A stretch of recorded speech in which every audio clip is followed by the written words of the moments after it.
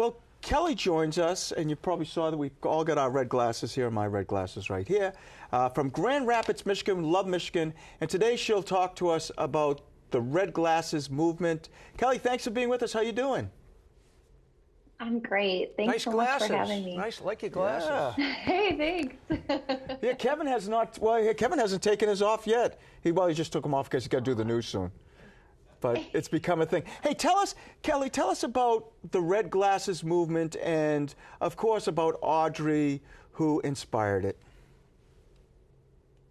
The Red Glasses movement was started in honor of Audrey. So when she passed away, a girlfriend of ours came to us and said, I want to bring 1,000 red glasses to Audrey's funeral. And we were kind of in the midst of grief, as you just described, and kind of in a whirlwind. And we said, all right, let's do it. Let's bring red glasses, because Audrey wore bright red glasses. And we decided that day to start this movement to encourage people to live like her, to live boldly, love big, and pass it on. And that was kind of the best way we could describe her personality. How much did you learn from Audrey, and how has your faith guided you through this loss, even to the point of establishing the Red Glass movement?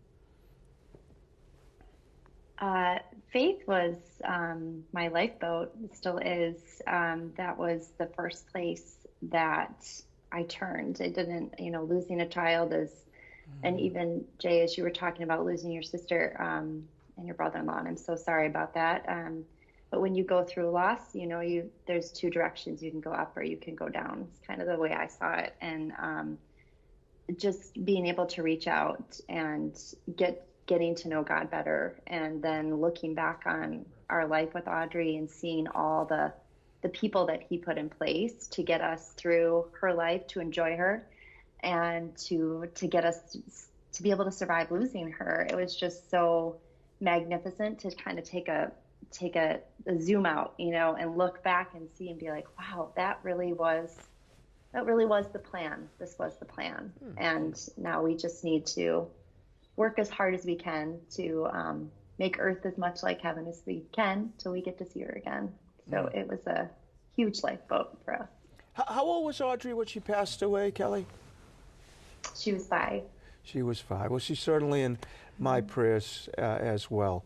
Well, reading some of the testimonials on the Red Glass Movement page from parents of Down syndrome children, they often refer to that joy of living boldly and loving big. You actually have a T-shirt that says that. What has been there it is. What has been your experience since launching Red Glass Movement?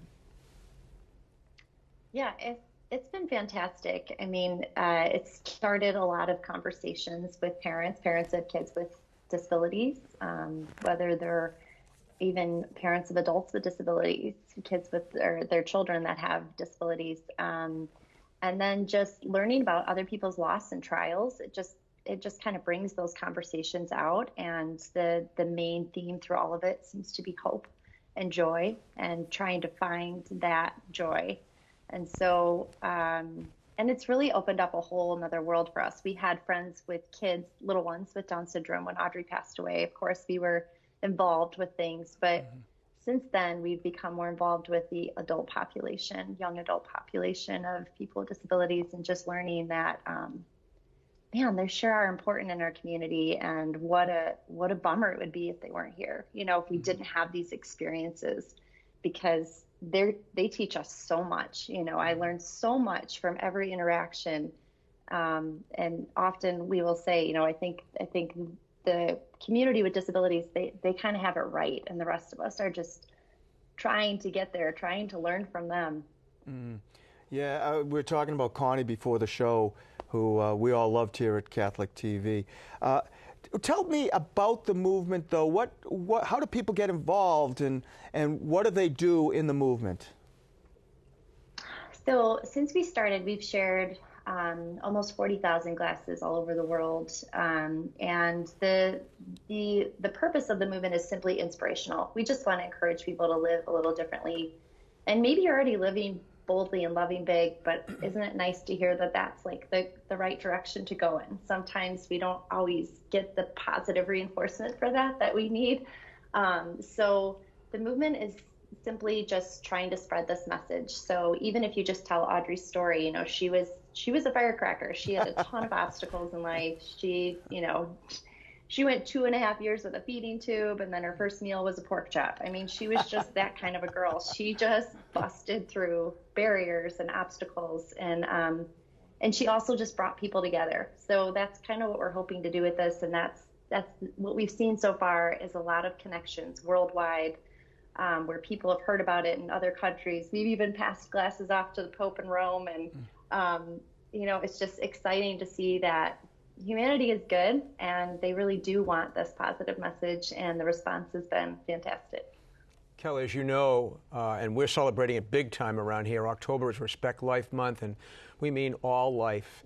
The short life of Audrey Lou, you've so well described as a great boost to you and your family, and you've learned so much from her. Her birthday's coming up soon, I think, and you've been inspired, and your husband Carl and your kids Tommy and Sam. How are you going to celebrate her birthday?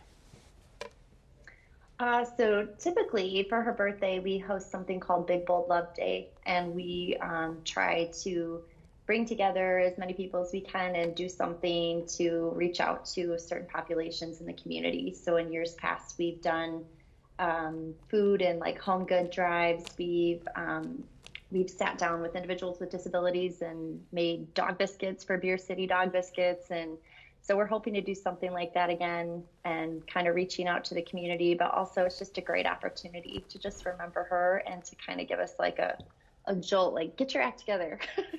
Go out and spread some love, So well, it's a good day. I certainly have to get my act together. Where can people learn more about the movement?